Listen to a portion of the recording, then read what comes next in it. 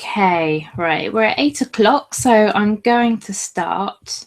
Because there's a webinar replay, I don't mind starting a bit early. If anyone misses it, they can catch up. So I'm just going to move on to my slides.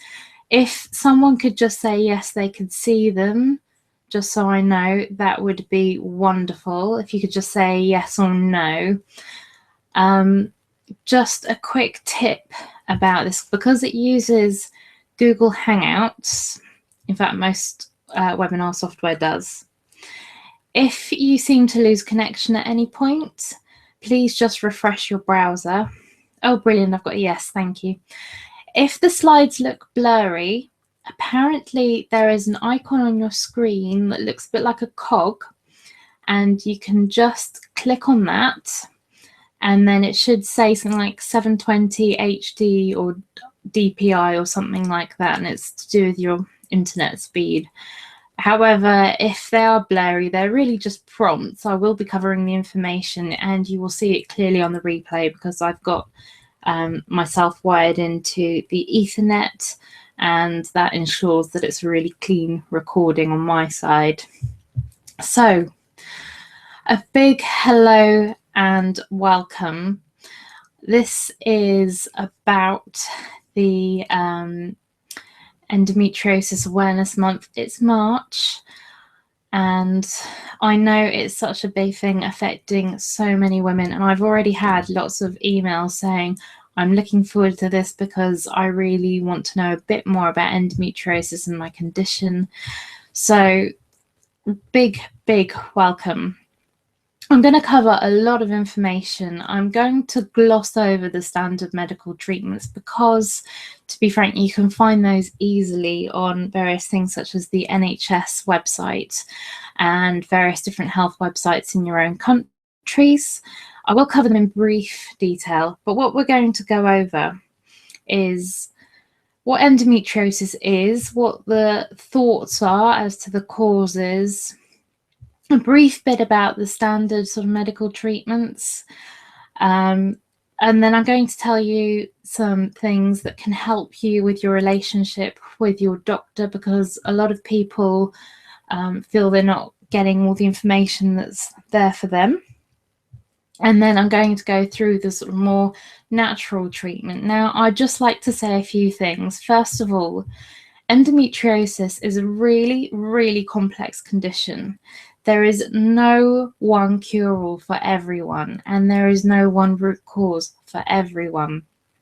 And I know, because I've had my own period problems, a lot of the time it feels like people don't believe you when you say you've got period pain, pelvic pain, heavy bleeding. And I just want to say, I believe you. If you say you're in pain, I honestly believe you, and I've been there. And I can tell you that I did manage to sort it out, and there is hope and light at the end of the tunnel. So if you've ever felt that you're on your own, I promise you you're not. There are lots of other women there. And the key thing I want to bring out of this is giving you more options. I've had so many friends and clients who have come to me, and they were put through surgery straight away, and it had repercussions for them, and they really wish that they'd known more earlier on in their journey. And I'm not saying that surgery is wrong.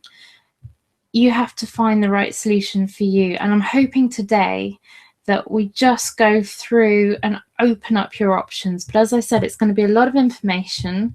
You may want to listen to the replay a few times, so I hope that's kind of what you're expecting. And I hope that this just empowers you to know a bit more about endometriosis, what you can do about it, and it just opens up your options. You can watch the replay as many times as you like, as many times as you need to, especially as I know I can give a lot of information that takes a lot of time to absorb. The only thing that's time critical is if you're interested in the cleanse that I'll mention a bit later on. The entry date for that is in a couple of days' time, but anything else you can listen to at your own time, at your own leisure. Okay, so moving on. I've just said what we'll cover. So what endometriosis is, possible causes, how it's diagnosed, standard treatment, and then other ways that you can help yourself. Anyone that's been on my webinars before knows that I draw my own pictures, so apologies in advance. So what is endometriosis? So the picture on the left shows the womb and a layer of endometrial tissue, and this is the tissue that builds up. It forms a lining that's warm and it's rich in all the nutrients and oxygen that you get in the blood. And the whole point of endometrium is that it forms a nourishing surface for the egg to implant into, and it feeds the egg with nutrients and oxygen, and also the body will heat up and keep the egg warm until a placenta grows. And it should only be in the places indicated on this picture on the left. I've added in, not very well, some sort of idea of what endometriosis typically could look like on the right onto a standard diagram. I didn't have time to draw on the endometrial patches, so excuse the clip arty look. But as you can see, endometriosis is where the same tissue starts growing in other places. So it can grow in the vagina, it can come out into the fallopian tubes. The fallopian tubes, even though most places sort of show them as a closed system with the ovary, they're not actually attached to the ovary. So the endometrial tissue can come out and it can attach onto the top of the ovary. You can find it inside the ovary. On the left ovary, you'll see a little brown patch, and that's because often when you get endometriosis on the inside of the ovary, it creates its own little cyst, and it's known as a chocolate cyst because it's got this dark appearance to it. So it's commonly found on top of the womb, on top of the fallopian tubes, in the fallopian tubes, in the vagina, and around the bowel and the bladder is also quite common. There's an area just behind the vagina and on the sort of bottom left of the abdomen known as the pouch of Douglas, and that's another really common place for it to grow. However, endometriosis has pretty much been found everywhere in the body, including in the brain and in the eye. So it's not just limited to the pelvis, even though that's the most common place to find it. Some women even get it growing within the walls of the womb tissue itself, as you can see with the second patch up, and that's called adenomyosis, and that's a lot more difficult to treat, and it's very, very painful. So what are the possible causes of this? There are lots of possible causes. Some seem a lot more plausible than others. I like to keep an open mind, but the ones that we know because of the evidence, we start off, we've got estrogen dominance. So estrogen dominance sounds pretty drastic. It's actually a combination of different scenarios, but essentially it's where estrogen, which is the hormone that takes over the first half of your cycle, hasn't got enough progesterone to oppose it in the second half of the cycle. So it could be that your progesterone is too low and your estrogen is too low, but there's too much estrogen in comparison to the progesterone. It could be that your estrogen level is at the correct level, but your progesterone level is still too low in comparison. Or it could be that your progesterone is actually at a healthy level, but your estrogen is too high. So it can mean a number of things. Estrogen dominance is also the cause of a shorter luteal phase, if that means anything to you, if you chart your cycle at will. It's also the cause of things such as PMS, heavy periods, painful periods, bloating, irritability, anxiety, and a lot of the symptoms we associate with menstrual problems. So estrogen dominance is an important one to think about because estrogen is what causes the womb lining to grow. So if we've got too much estrogen in the body and we've got the cells that grow womb lining elsewhere in the body, whenever there's estrogen, it's going to be stimulating those cells to produce more endometrial tissue. So that's one thing that we really want to get under control.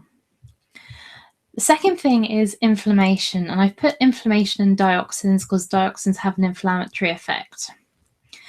Inflammation has a number of causes. So first of all, inflammatory foods.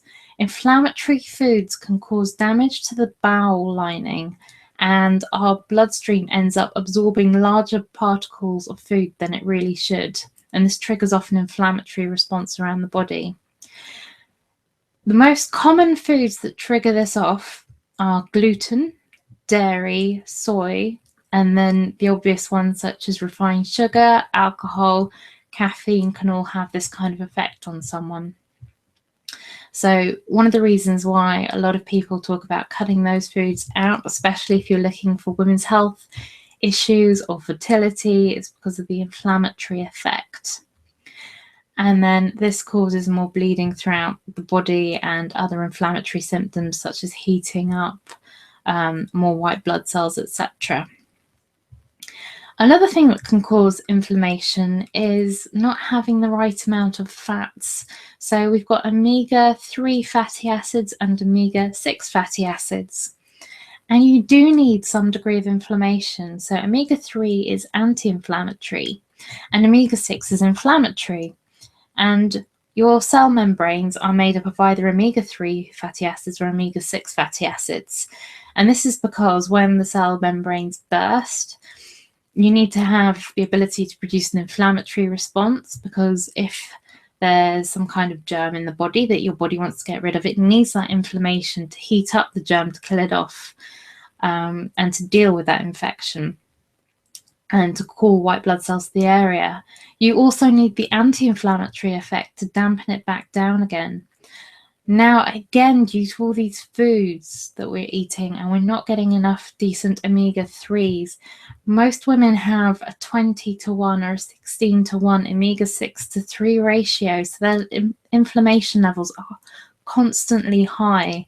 And this can lead to a range of all sorts of other inflammatory disorders, from rheumatoid arthritis, asthma, almost anything inflammatory would come in this black bracket. And one of the biggest things that I see that can cause this is women taking really high amounts of evening primrose oil, which is an omega-6 oil, and it has a brilliant short-term effect on PMS, but in the long term it's upping your omega-6 amount. So omega-3s are super important. Another cause of inflammation is dioxins. So a study was done on the omentum, and that's that fatty apron that we all have, and it's a special organ on our belly. It has many, many functions. But in women with endometriosis, they found that they have higher levels of dioxins in that fatty tissue than women without endometriosis. One of the places that you absorb dioxins from are standard sanitary products because they're bleached. So think tampons and sanitary pads, they're in contact with super, super absorbent skin. And because they have been bleached, they've got these dioxins in them, which we absorb. So I've done plenty of YouTube videos and things on, and blog posts on sanitary products. I've also been told recently that you get dioxins if there's chlorine in water. I need to do some more research on this, but that's another reason to look at filtering your water and purifying your water before drinking it. I've also been told that any food that has been sprayed with glyphosate will have dioxins on it. So this is any genetically modified food. And I say to people as well, make sure if you do use tampons unbleached and organic, because a lot of tampons are made from genetically modified crops. And therefore you're getting, if this is true that you do get dioxins and glyphosate, then you will be getting a double dose of dioxins.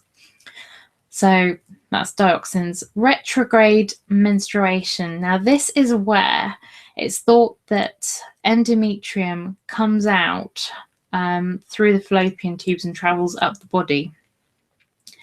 It's not really known whether that's true or not, but interestingly, some of the older religions, such as in the Bible, I know in Judaism and Islam, you don't have intercourse during your period because it's thought to cause retrograde menstruation. Other possible causes, so it's thought that it could be that the endometrial cells travel around the body in either the circulatory or the lymphatic tissues, or that they're not able to clear these cells through these channels. It's also thought that immunity could play a part in that the immune system isn't killing off these cells when they end up elsewhere. In some cases, it's thought that genetics could be involved. And finally, metaplasia, and this is where, when you're a baby, you have cells in your body that can turn into almost any cell. And metaplasia is where it goes a bit wrong and they're turning into endometrial cells rather than, say, a muscle tissue cell. So that's what metaplasia is. I'm just going to stop quickly to see if there are any questions coming in. As I said, there's a 37 to 40 second display. So every now and then I'm just going to flick back to check and see if there are any questions. So if you've got any, now's a good time to type them in, otherwise I'm going to move on. Okay, I can't see any in there. Okay. Don't worry, I'll keep flicking back. So what are the common symptoms? I'm just going to start off by saying there are no set pattern of symptoms. They're different for everyone, so keep an open mind. I know a lot of people think that they've got to have the classic three, which are painful periods, painful intercourse, and infertility. But there are women who have endometriosis and they are symptom-free. There are other women that have nearly every symptom in the book. There are other women that have 2 or 3. So it varies from person to person. So the period type symptoms, you've got painful periods, pain starting before the periods, pain during the periods, heavy bleeds, bleeds with or without clots, prolonged bleeding, premenstrual spotting, irregular periods, the dark blood at the beginning or the end of the period and sometimes right throughout, bleeding from the bowel, not great, hormonal symptoms. So hormonal symptoms pretty much cover anything if you think of PMS. So it could be feeling angry, irritable. You could find that all your other hormones are out of whack. So cortisol, the stress hormone, your insulin levels. Testosterone tends to be low or in a lot of women with endometriosis. And then you can get it the other way around where people have endometriosis and polycystic ovarian syndrome. So they have high testosterone, but there is now more studies showing this testosterone link. Pain symptoms. So many women have pain in their pelvic area. It can be pain down the backs of their legs. It can be pain radiating upwards, pain when opening their bowels, pain when urinating, pain during sex or after sex. It can also be pain almost anywhere in the body, especially if there's endometrial tissue anywhere in the body. It's quite logical.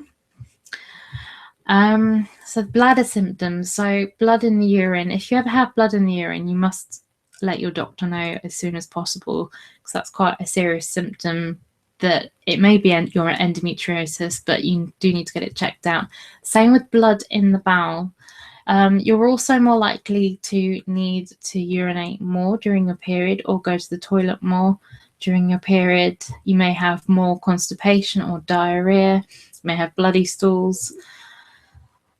The general symptoms: lethargy, nausea, extreme tiredness, depression, feeling faint and nauseous during periods, maybe even vomiting. Frequent infections, especially things like thrush, which is candida, or I think it's called cystitis. So there are a lot of symptoms that can be attributed to endometriosis. And I really encourage that you kind of make a note of all of them and how frequently they occur. So how is it diagnosed traditionally? So you can have a physical examination. There are scans and blood tests. In the UK, it is only legally diagnosed through a laparoscopy. I can never say these words. In a laparoscopic procedure, small incisions are made and a camera is inserted, and they can look for adhesions and lesions and other things. That's the only way in the UK they can diagnose it. They can tell you they heavily suspect you have it, and you don't have to get the laparoscopy if you don't want to have it, if you're happy with going through whatever treatment they recommend without having formal diagnosis. Often whilst they're in there, if they see any endometrial tissue, they will remove it whilst they're in there. A laparotomy is an open surgical procedure where they actually open you up, and that's usually when you've got a diagnosis. It's usually on the more severe end, and it can result in a partial, complete, or radical hysterectomy.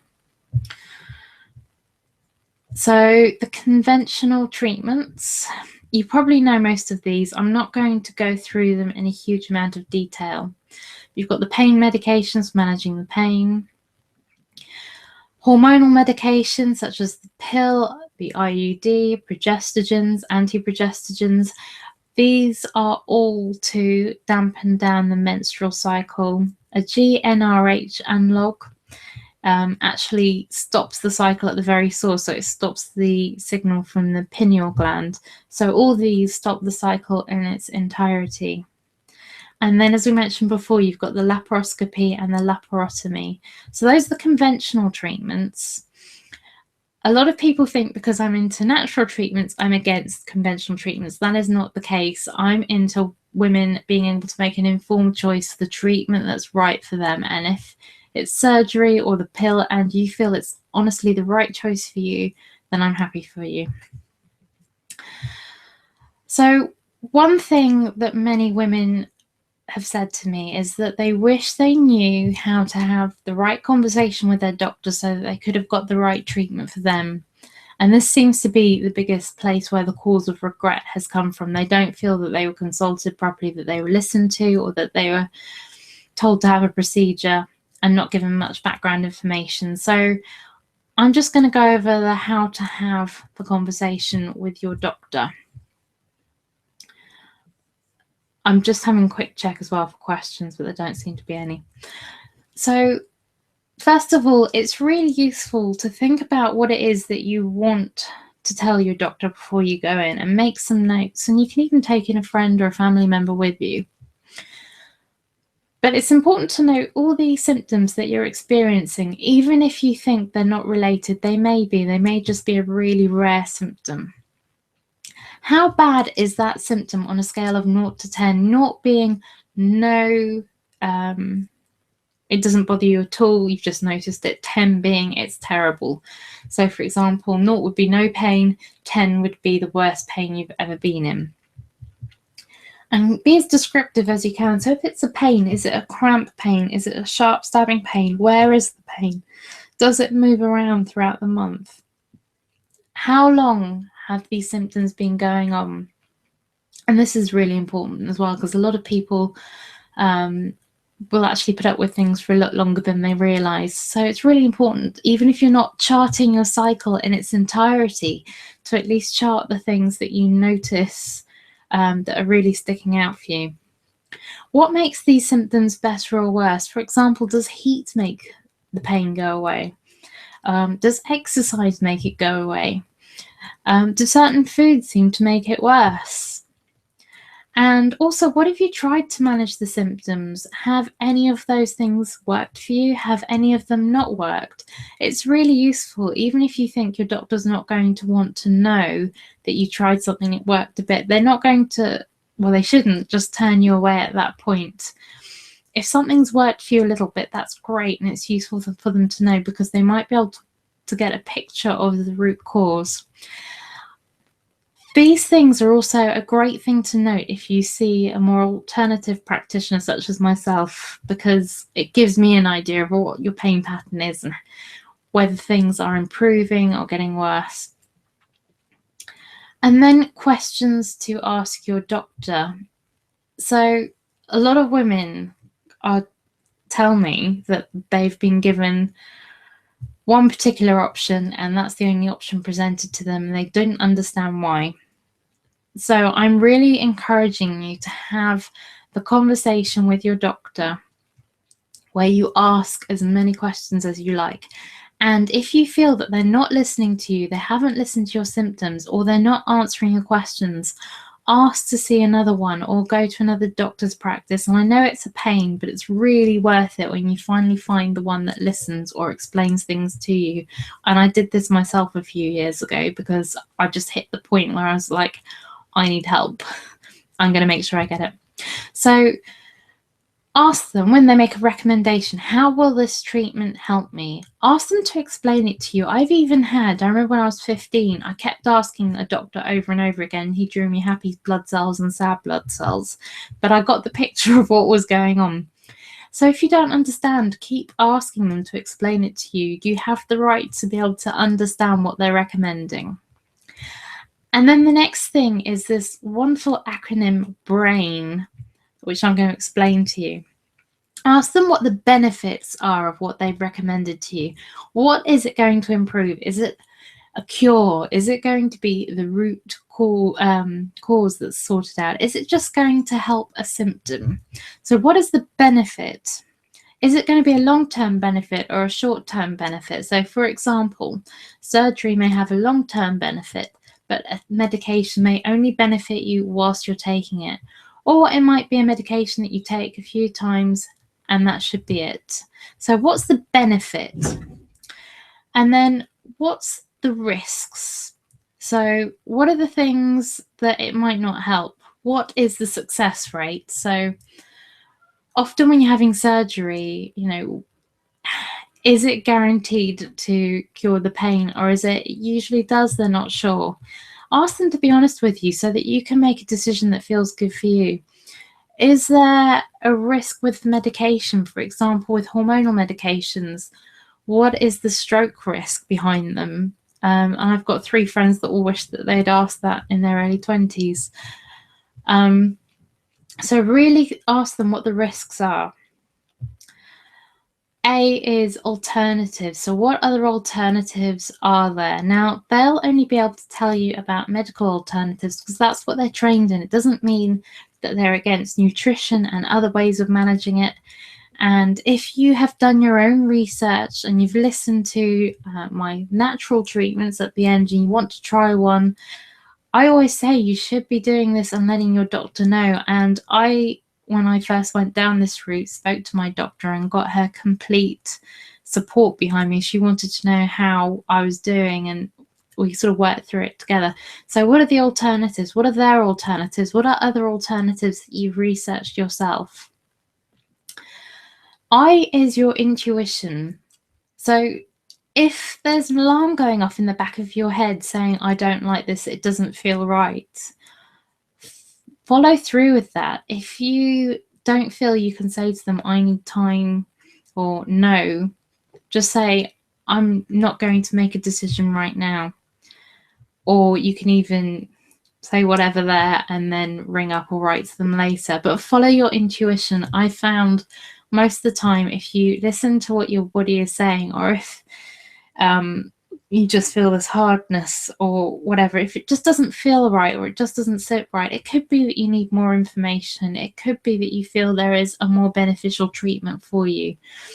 It could also be that someone mentions something to you and it makes you think, oh, yes, that feels really good. I really want to explore that further. So follow your intuition. It's one of the strongest gifts that you can possibly have. And N, what will happen if I do nothing? They may say, well, your symptoms will remain the same because they're not going to offer you any other things. It might be if you do nothing about this treatment, then they'll consider offering you a different treatment. So really go through this and tease out all the answers and tell them if you want to write it down, because all these things, just the slowing down and taking time can help you make a good decision that's the right decision for you. Not what anyone else thinks. And that's the important thing, that you feel you're making the right decision for you. And if you haven't guessed, you can sort of take these questions and pose them to, I do fertility massage and nutrition. So you could ask me that if you were coming to me for a session. You could ask this of any alternative practitioner. These are really valuable questions.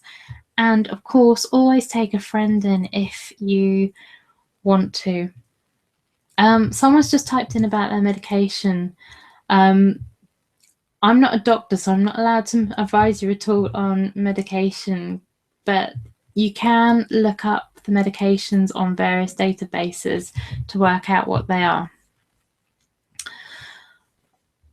So, okay, the holistic view. So we've covered the standard doctor's route, the holistic route.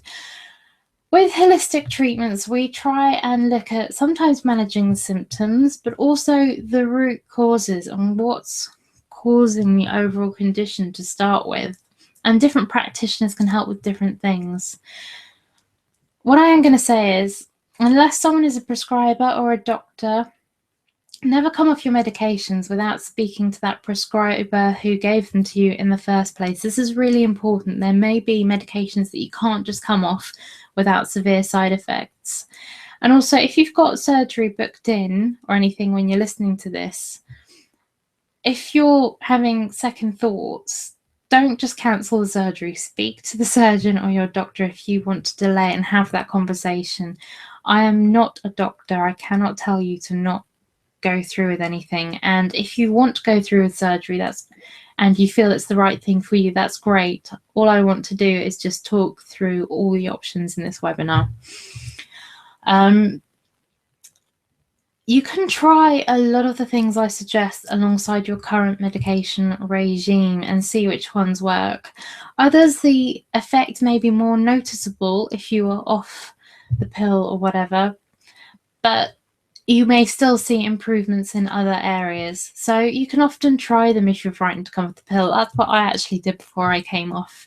And I got to the stage where my diet and my self-care, because I was massaging myself every day, was in such a good place that when I came off the pill, I had no cravings or anything, and my symptoms disappeared immediately. And I went from really, really, really, really heavy bleeds and painful bleeds, to a good 5-day bleed and no pain whatsoever. So I know it's possible, and I did the work before I came off the pill. It's really important with these things that you learn to take time for self-care. Christian Northrup, who wrote an amazing book called Women's Bodies, Women's Wisdom, talks a lot about endometriosis being the disease of competition. And she says that a lot of the women that she sees with it are women that care a lot about other people, and they give so much to everyone else around them. They don't have time to look after themselves. And she thinks it's their body's way of forcing them to be still and pay attention. What I'm saying is it's really important to take time to look after yourself. And there's a brilliant quote saying, make sure you fill your own cup first so that you can fill the cups of others. And I think that's an amazing thing to think about, because you see so many people who are run ragged and stressed, and they think that they have to do that for the benefit of everyone else around them, whether it's their boss, their family, their children, their friends. But actually, they're sort of living a half life, and they're not doing any job properly, and they're doing themselves a big disservice. And often when they take the time, even if it's only a few minutes a day, and they physically force that time into their diary, they can start looking after themselves and they start doing the other things better. So it's super, super important. I'm going to make a lot of suggestions, and I know that it can be really, really, really overwhelming. So it's really important to just listen to one or two that you think really will help you, or that seem easy that you can put in for now. And I find, and this is why I sort of did the health coach training as well as the nutrition training, was a lot of people, you can give them a very prescriptive routine of things to follow, and they will do it for a short period of time, but they can't sustain it. And that's because they're just making a change and not a transformation. So for example, say you take up swimming because you think it'll help your symptoms, and you swim every day for a month and it's great, and then something happens to disrupt your routine, and then you just find it hard to get back into it, and there's always something that stops you from going swimming. Compare that to someone who has really got into swimming. In their mind, they are now a swimmer. It might be that they can only do 2 lengths at a time, but they go every day. They are now a swimmer. They're improving their swimming every time they go. Nothing can change that. And actually, when you go through all these, it can seem like I'm telling you a lot of things, and it did when I first started doing them. But now, because I've integrated each one individually, I can't imagine not doing a single one. And it doesn't take me any extra time because I have made that transformation. My life is different. And what I eat is so radically different to what I used to eat before. I've just seen a question pop up about the name of the book. It's Women's Bodies, Women's Wisdom by Christian Northrup. It is the Women's Health Bible. I'll say it again, Women's Bodies, Women's Wisdom. I'll put a link in the Facebook group. So as I said, don't get overwhelmed. Make one change at a time, but make a sustainable change and start with the ones that appeal to you the most. Okay. So let's look at some of these root causes again and what we can do about them. I've mentioned sanitary products, water and glyphosate again with the dioxins. I've got blog posts on this. I'm not going to go through it more now. Stress is a huge cause of inflammation, and there is so much science out there at the moment about the stress inflammation feedback loop. So when you have any kind of stress or injury, the cells of your body send a message to a part of your brain called the amygdala, which is your lizard brain. A lot of people have heard of the lizard brain, and that's the part of your brain that doesn't have the ability to think. It just responds to situations. The amygdala sends out a response of lots of chemicals called inflammatory cytokines. These then start an inflammatory response around the body.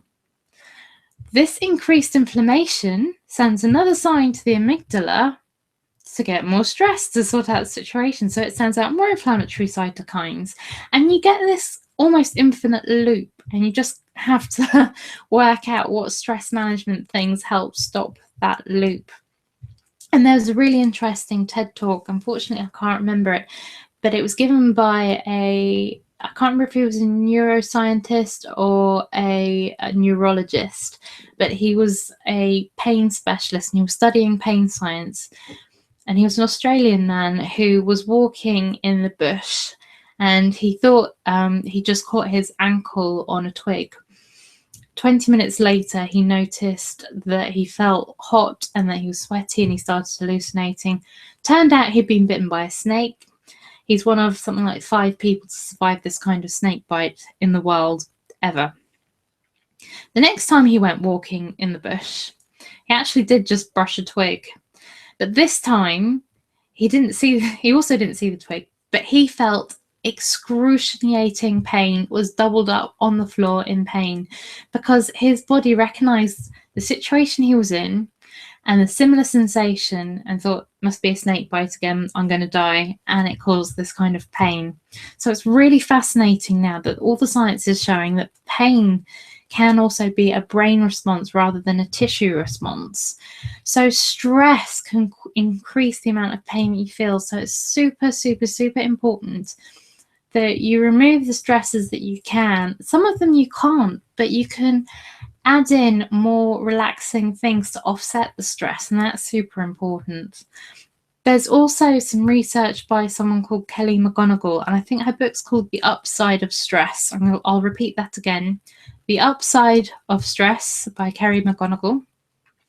And she talks about how stress can be a positive thing, and you do need some stress to get through life. You would be dead without it. And she looks at how athletes cope with stress, and their bodies actually metabolize all the stress hormones differently because they look at it as a positive thing. So they look at it as when something they care about is at stake. So they know that it's a tool to help them get through a race. So they look at stress differently, and as a result, their body treats stress differently. So stress is an interesting one. So you can change the way you look at it for a healthier response. You can offset it with healthier activities, and you can also try and reduce it where you can. Inflammatory foods I've covered, and as you can probably guess, they can help increase that stress response. So doing an elimination diet is really key. Now, you can either strip things out, or there's a private company called Alcat which do testing on your blood, so you can actually see off the bat which foods not to eat. But what I do like about their tests is they also give you a massive list of foods that you can eat, which, when you look at this massive list of things to avoid, it's really nice to see a big page of green things that you can eat. Blood sugar stability. So if your blood sugar levels are unstable one way or another, it actually sets off the cortisol response, and equally the cortisol response also releases sugar from your muscles, so you can get another one of these feedback loops. So inflammation, it can be really complicated, but there, as you can see, there are ways of helping to deal with it. I'm just going to have a quick check for questions again. There aren't any new ones, so I'm going to carry on. So the next one, estrogen dominance. Estrogen dominance can be caused by stress, because the hormone, the mother hormone that's needed to make cortisol, the stress hormone, also makes progesterone, and there's only a finite amount of it. So if your body needs to make more cortisol, you're going to make less progesterone, and then you get estrogen being out of whack compared to the progesterone again. Cortisol also stops your body from using progesterone properly.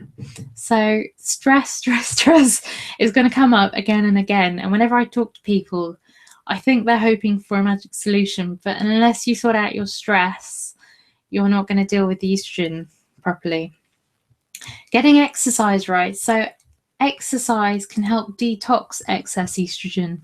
Some women exercise so much they lose enough body fat, so they're not producing the right hormones, so you get exercise-induced amenorrhea where you have no periods. So getting exercise right to help your body detox excess estrogen. Your body also needs to clear out estrogen after it's used it. Estrogen should be used once, and then your liver should pack it up, and then you should poop it out. If you're constipated, you actually reabsorb it in your gut, and then it's too much for your liver to deal with. So you can get this back up. So it's really important that you're drinking enough water, you're eating enough fiber, especially leafy green vegetables and cruciferous vegetables, to help out your liver. These are essential for helping estrogen dominance. There are also some supplements and herbs that can help, but they're only really for special cases, and they need to be taken in certain ways, so I won't go into them on this talk. Retrograde menstruation. As I said, I'm not entirely sure there's any evidence for this, but the thoughts are that this happens if you have intercourse during your period or inverting during your period. So no headstands, no handstands, no yoga, no capoeira, which is a martial art I used to do. Anything where you might be upside down, you shouldn't be doing during your period. The circulatory and lymphatic issues. So these will be a bit more obvious, but anything such as exercise, abdominal massage, and reflexology can really, really help with these. I don't know much about how acupuncture works, but I know that can certainly help with this too. I'd love to be able to interview an acupuncturist, by the way, if you know any. Immunity issues. So immune problems are often caused by eating excess inflammatory foods. And actually, I used to have a ton of allergies. You can see my health history on my website, but I was allergic to almost everything. And at one point, I was just eating these, well, drinking these bottled alternative foods on prescription.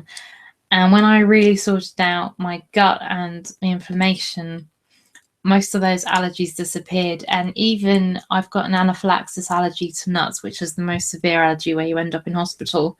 And I accidentally came into contact with nuts.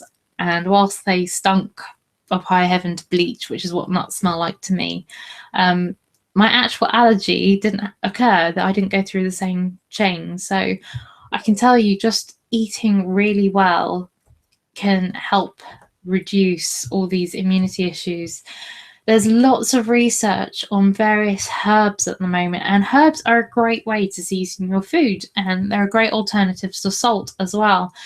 Garlic and curcumin are often coming up as super anti-inflammatory foods. So curcumin you can find in cumin and turmeric. So these are spices you can use to experiment with and make your veggies taste really good. Strengthening your gut. So your gut has a lot of your immune system in it. So lots of vegetables, fermented vegetables in particular, really help your gut. Bone broth really helps your gut. Dealing with adhesions. So adhesions is where you get this scar tissue buildup, and most people with endometriosis have it around their abdominal area. And if your womb cannot get back upright because she's held in a funny position due to these adhesions, that's when you tend to get cramps because she's twisting to try and empty because she can't pump like she normally does. So abdominal massage, obviously I'm going to say that because it really, really does help break down these adhesions. And I've had some amazing results with my clients, but you don't have to see me. There are lots of abdominal massages out there. So just getting on and doing them, and I do teach that via Skype. Womb steams, and a lot of people think I'm a bit crazy when I mention these because they do sound out there, and my clients, when I first mention it, a lot of them will look at me like I've completely lost the plot, and I can see them thinking I've gone cuckoo. And then a few months later, they'll eventually say they've tried it and it was one of the best things ever, and it was so relaxing, like a bath, and they loved it, and they wished they'd tried it months earlier. So I really love it if you could try these things at least once, and then you can make it your mind as to whether you think it'll help you or not. You will get with the replay the instructions how to do a womb steam, so I'm not going to go into that now. Castor oil packs, again, I'll send you the instructions for this. But a castor oil pack is where you lie down, you apply a flannel with castor oil on, and then a heat pad. Never ever heat up the oil directly because you can get a burn. This can really help break down adhesions. Exercise, just getting movement into your pelvis can really, really help. It can do so much for your womb position, for adhesions. It can also get your bowels moving more because they get a massage even just by walking. Moving on to the mind-body stuff. Now, it's really super important for me that women chart their cycles because you get the physical things, but you can also see how various different things affect your cycle. Often you see odd things happening in the cycle, but if someone's charted it properly, they will say, oh, I took an exam, and yeah, you can see where it delayed the start of ovulation. Or long-term stress, you can see how that affects your cycle. Short-term stress, you can see how that affects your cycle. You can tell what's going on with a lot of your hormones by charting your cycle. But you can also tell what's going on with your feelings and how they're affected at different times of month, and that gives you another clue as to what's going on. You can also see when you do this what affects your cycle, so you can see which treatments and interventions are helping, whether you're choosing to go down the nutrition route or the massage route, or whether you're choosing to go down the medications route. Even if you are on the pill and you're not able to do the symptothermal charting, just charting other signs and symptoms, such as how much you're bleeding, what kind of cervical fluid you're getting, and how you're feeling, and pain levels and things. And you will have been sent my basic cycle charting chart at some point when you signed up to this webinar, or it might come through to you in a few days, because I know there's a couple of day delay on the email sequence. But just charting what's going on, you will start to see what works for you and what doesn't, and this puts you back in control rather than feeling that you're trying all this and it's all happening to you. So I love charting your cycle. It gives you that sense of control and getting to know your body again. And the really important thing to remember with all these signs and symptoms, yes, it's really heartbreaking when you're in a lot of pain and you feel you're missing out on life, but I've learned that each sign and symptom, even pain, is my body trying to tell me something. So now I kind of have a much better idea of how to interpret it. And as I said, the mind-body connection, the need of self-care and stress, it's so important to look after ourselves. But I've been reading up a lot on the placebo and the nocebo effect, and it really, really overlaps with everything that you see on like the law of attraction in books such as The Secret. So there's a book by Lissa Rankin, MD, called Mind Over Medicine. That's Mind Over Medicine, because I know someone was taking notes of the books. And she looks at radical recovery or spontaneous remission, which is where someone gets better from a seemingly incurable illness for no known reason or for no logical reason. Medicine can't explain it. And she looks into things such as a radiography radiology machine to administer radiotherapy didn't work, but the radiographer and the patient didn't know that it didn't work, and the cancer went away. Bald men given a placebo chemotherapy, some men given a placebo chemotherapy still lost their hair and became bald. Bald men given a placebo saline injection but being told it was for hair loss grew their hair back. And it shows the importance of the placebo effect. If you truly believe something, it will happen. And that's talked about a lot in The Secret, which is a book and a film and an audio book, which I highly recommend, looking at both of them. And also the nocebo effect. If you truly believe that any intervention is not going to work, it won't work for you. And this is the opposite of the placebo. So it's really important that you understand whatever method you choose, that you've just got to believe it's the right one for you. And that's why I say, if you've chosen surgery and you really feel that that's the right thing for you, and inside it feels like the right thing for you, then I'm happy for you. If you feel that you've gone down like the nutrition and the massage route and you feel that's the right thing for you, then again, I'm happy for you, as long as you feel it's the right choice for you. And I know it's so difficult when you've got Facebook and people can ask questions and you get everyone else's opinions and views and their experiences and horror stories and non-horror stories, and they're advocating for a particular intervention. But really, really, really pay attention to what feels good and great for you. And as I said earlier, the Christian Northrup hypothesis, are you putting other people's needs first all the time? Because that can make a huge, huge difference. So start prioritizing you. And Sarah Gottfried, who wrote an amazing book called The Hormone Cure, so that's Sarah Gottfried, The Hormone Cure, she has tiara time. So she's told her daughters, whenever she's wearing a tiara on her head, they cannot disturb her. And she might meditate, she might do breathing exercises, she might be sitting and drinking a glass of wine, she may be doing yoga. That is her time. And she has 10 minutes tiara time minimum every day. I think that's a brilliant idea. So I've pretty much downloaded a lot of information on you. I recommend listening to this again because I doubt anyone's taken in everything. Pick one thing to work on at a time.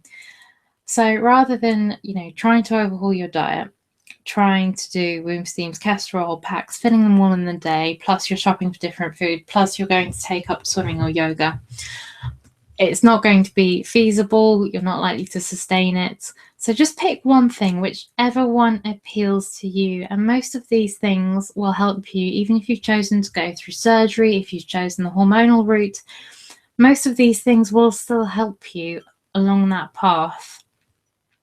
So I always say pick the one that appeals to you the most, or the one that you think is the easiest, because it's that wonderful snowball effect. You do one thing, it works, or you find you can do it easily, and it has the snowball effect. You think, well, I can do that, so now I can do something else. But just make small, sustainable changes. I always say to people, be a bit honest with yourself as well. I get so many women telling me that they eat the perfect diet, that they never eat any junk food, and then they give me their diary and they genuinely think that they don't eat any gluten, but they eat at least 3 samosas a day. I saw on one, she had 1 for breakfast and 2 for dinner every day for that week. And then she said, oh, it must have just been that week. So just be honest with yourself rather than say, oh, I ate properly and it didn't work for me. I've also seen clients on Facebook saying, oh, I never drink any alcohol. And then every night that week, there's pictures of them with a glass of wine and with cocktails. I don't mind them drinking. They can do whatever they like. But just be honest with yourself. If you're saying I've tried dietary change, but you're still drinking or still eating gluten, just be honest with yourself about whether it really worked or not. That's a really, really key thing. I'm doing a spring cleanse that will be starting in a few days' time. So deadline for applications is Thursday. But I had a number of women who just wanted to do a eat real food diet with me, and it will cut out all the rubbish such as alcohol, gluten, dairy, soy. I do this with my clients on a one-to-one. I've decided to try this online format where everyone gets an ebook. We have a Facebook group. We're going to be doing webinars to chat. Because it's a new format, I'm doing it super cheap at $50, and it will be lasting a month from next week. If you're interested, you'll get the link. So fill in the application form there. I'm keeping it to a small group, so I've only got 2 or 3 spaces left if you're interested. Next time I run it, it's going to be quite a bit more. As I said, there's no push. If you want to do it, you will get a load of recipes, and you'll also get the formulas. So not just a few smoothie recipes, but the formula for making a balanced smoothie. If you're not interested, don't worry about it. So I'm going to go back to, are there any questions? As I said, it can take a little while from me speaking to you receiving. So I'm going to give you a few minutes for questions. And I know I've covered a lot of information, so I may have to do a Facebook Q&A.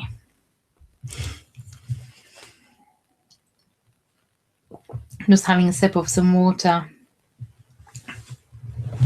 As I said, I can't give advice on medications, whether you should take them, whether you shouldn't take them, whether you should have surgery, whether you shouldn't have surgery. But I just wanted to open up the view of all the different options and how to have a conversation and feel that you're part of your healthcare and that it's your decision. Any questions at all? I won't read out your name, by the way. I'll just read out the question, because I know a lot of people get a bit embarrassed if I read out their name with their question. I'll give you another minute. And I'm actually quite impressed. I've kept to an hour. Sometimes I go over on these webinars. I'm just going to give you another minute for questions, and then I'll leave it there. So I hope you found that useful. If you want a bit of an inspiration story, I didn't have endometriosis myself, but I did have very, very bad PCOS, very heavy periods, very painful periods. I used to go through 2 tampons and a nighttime sanitary pad every half an hour when I was at school. I spent half my teenage years in the matron's office. I even fainted and had a blood transfusion at one point. I do understand what it's like to be in pain and what it's like to have people not believe you. And I want to tell you that there are so many options out there, and there are so many things you can try and see what works for you. One thing you may have noticed I didn't mention was essential oils, and that's because when I've done a few webinars on those, and they're all just over an hour long, because you have to go through so much about the safety and how to test for them and how to pick them and how to use them. I'll be running another one soon. There's also a lot of debate whether essential oils can make estrogen dominance better or worse, which I go through when I do essential oil webinars. So someone's asked me, I was talking about the placebo effects and the role of mindset within that. Do I know the documentary, The Living Matrix, The New Science of Healing? No, I don't. Thank you for that. I will have to look it up. If you want to type something about it now, you're more than welcome to, and I'll read it out. So if you think it's useful to other people on the webinar, I am more than happy to read out what you suggest. It's a really wonderful documentary for everybody to understand more about the healing process. Okay, I'm going to check that out. I'd love it if other people could let me know too. Okay, hello, sorry, I joined a little late, but did you discuss anything about spotting? I did mention spotting as a symptom. Spotting, it depends when it is during the cycle. So you can get spotting during ovulation and you can get it just before your bleed. With endometriosis, I tend to see it a lot just before the bleed.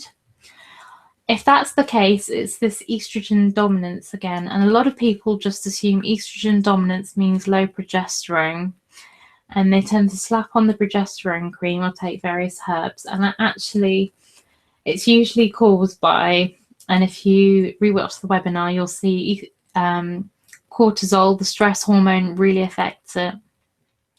Insulin really affects it, and the detoxing estrogen properly. So lots of vegetables, especially green leafy vegetables, the liver and the fiber helps you poop it out, and lots of water. The other time I see a lot of spotting is around ovulation. There are two different ways it can manifest. One is where you're not producing enough estrogen.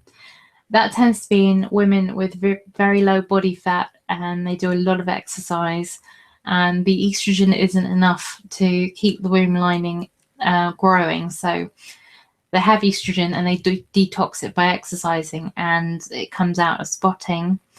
I also see it the other way around, where women are producing too much estrogen and it's estrogen dominance again.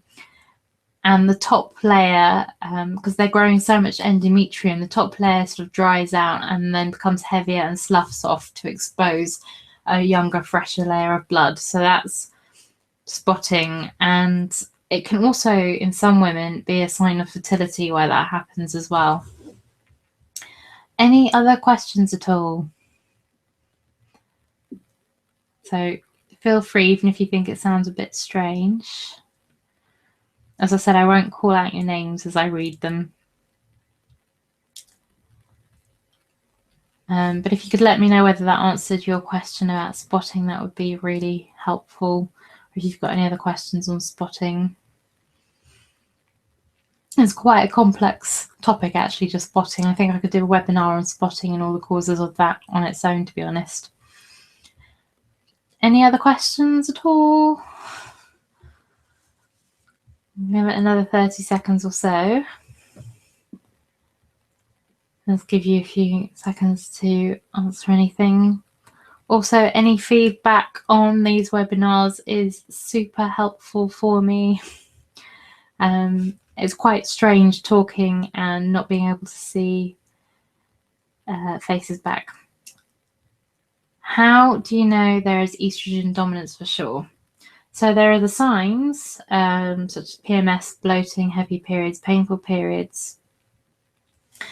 The only way to know for sure, there is a test for the progesterone to estradiol ratio. It's the P to E2 ratio.